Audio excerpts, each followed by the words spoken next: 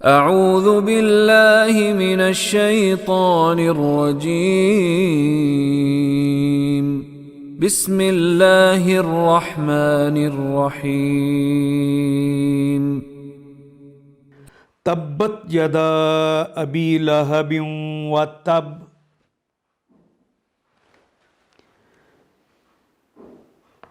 یہ کلمہ تبا یا طب تبن،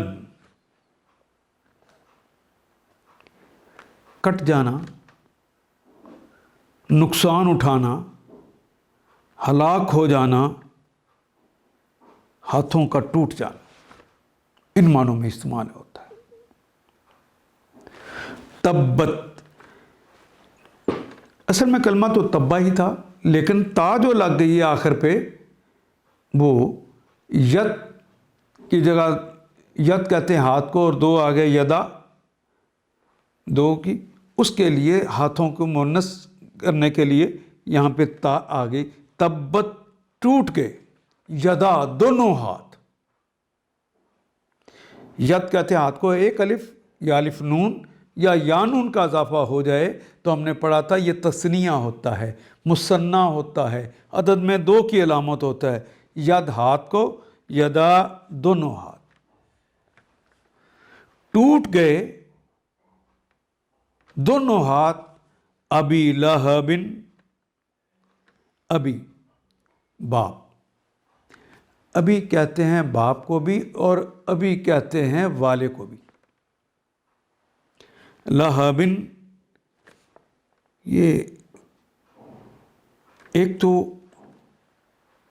ان کا نام تھا ابو لہب، کیونکہ چہرہ چمکتا ہوا سرخ و سفید تھا تو لوگ انہیں شعلے والا لہب کہتے تھے۔ تبت یدا ابی لہب، ٹوٹ گئے ابو لہب کے ہاتھ، وتب، اور وہ نامراد ہو گیا۔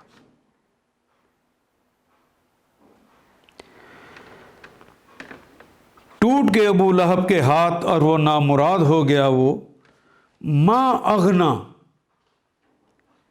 ما نہیں، ما نافیہ آتا ہے، ما جو کے معنوں میں بھی آتا ہے، ما کیا کے معنوں میں بھی آتا ہے، ما کتنا کے معنوں میں بھی آتا ہے، لیکن جو ٹھیک ترجمہ کریں گے تو اردو تب قبول کرے گا، ورنہ جملہ ہی نہیں بنے گا۔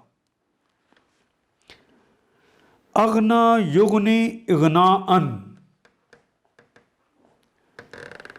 غنی ہونا،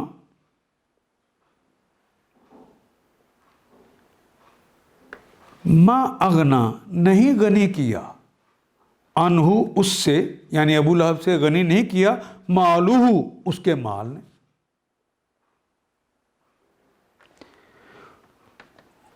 وما اغنا انہو مالوہ وما کسب، وہ اور ما جو کسب، جو اس نے کمایا، اس کا مال اور جو کچھ اس نے کمایا اس کے کام نہ آیا، اس نے اس کو غنی نہیں کیا۔ ما اغنا نہیں کام آیا، نہیں اسے غنی کیا، انہو اس سے، مالہ اس کے مال نے، وما کسب جو اس نے کمایا۔ یہ امیر ترین آدمی ہے اپنے زمانے کا، لیکن بیٹوں نے بھی لاش کو حبشیوں کے ذریعے دھکیل دے کے گڑھے میں ڈلوا دیا۔ تبت یدا ابی لہب وتب، ما اغنی عنہ مالہ وما کسب، سیصلی، صرف دنیا میں یہ نہیں ہوا، صلا یصلی صلین، آگ میں داخل ہو جانا، اور آگ پہ بھوننے کے لیے بھی یہ کلمہ استعمال ہوتا ہے۔ جب نار کا کلمہ الگ آ گیا تو یہ آگ پر بھونا جائے گا۔ سین مستقبل میں چند دن کے بعد ہی بدر کی لڑائی کے بعد مارا گیا۔ نارن، آگ میں بھونا جائے گا، ذات لہب، ذات والی، لہب، لہب شعلہ، شعلوں والی آگ کے اندر اسے بھونا جائے گا۔ ضرور وہ شعلہ زن آگ میں ڈال دیا جائے گا۔ وَإِمْرَأَتُهُ، امرأہ کہتے ہیں ویسے تو عورت کو، یہاں اس سے مراد اس کی عورت یعنی اس کی بیوی۔ وَإِمْرَأَتُهُ، اور اس کی بیوی، حمالتا، حمالہ کہتے ہیں اٹھانے والی، حمالت الحطب، حطب کہتے ہیں خاردار کانٹے، حطب کہتے ہیں لکڑیاں، لکڑیوں کو اٹھانے والی۔ اور اس کے ساتھ اس کی بیوی بھی۔ اچھا، یہ ایک محاورہ بھی ہے، ایک تو اس کے معنی ہے جو خاردار کانٹے بچاتی تھی، تو حدیث میں آتا ہے کہ وہ خاردار کانٹے لا کر حضور کے رستے میں بچھا دیتی تھی، اور ایک کے معنی ایک اور بھی ہیں، حمالت الحطب یعنی لکڑیاں اٹھانے والی، وہ اس عورت کو بھی کہتے ہیں جو لگائی بجائی کرتی رہتی ہے۔ عربی محاورے میں اس کے ایک معنی یہ بھی ہے۔ تو یہ اپنے شوہر کی طرح نبی اکرم صلی اللہ علیہ وسلم کے خلاف لوگوں کو اٹھاتی رہتی تھی، بھڑکاتی رہتی، جسے اردو میں ہم کہتے ہیں نا بیج مالو، اس طرح کی عورت تھی۔ حمالت الحطب، اور اس کی بیوی بھی لگائی بجائی کرنے والی،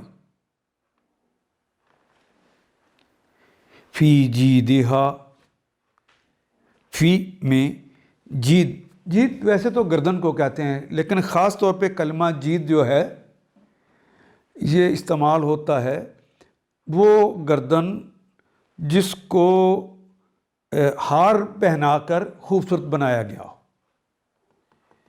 تو اس کے گلے میں خوبصورت ہار ہوتا تھا، کہتے جو حضور کو ستائے گا میں اس کو یہ ہار دوں گی، اس کے اوپر یہ ہار لگا دوں گی۔ وہ ہار بہت قیمتی تھا۔ فی جیدہا، اس کی گردن میں ہوگی، ہاں اس کی یعنی ابو لہب کی بیوی کی گردن میں ہوگی حبلن، حبل کہتے ہیں رسی کو، رسی ہوگی، من سے مسادن، مسد کہتے ہیں مضبوط بٹی ہوئی رسی، مسد کہتے ہیں ایسی رسی جو چبھنے والی ہوتی ہے۔ اہل علم نے بتایا جس طرح مونج کی رسی ہوتی ہے وہ اس کے گلے میں ڈالی جائے گی، اس کی گردن میں مونج کی رسی ہوگی چبھنے والی۔ جو ساتھ دیں گے اللہ کے رسول کا اور آج کے داعی کا، اللہ ان کے ساتھ ہوگا اور ان کو کامیابیاں اور کامرانیاں، اور جو مخالف ہوں گے وہ ابو لہب کی طرح اس دنیا میں بھی نامراد اور آگے بھی نامراد ہوں گے۔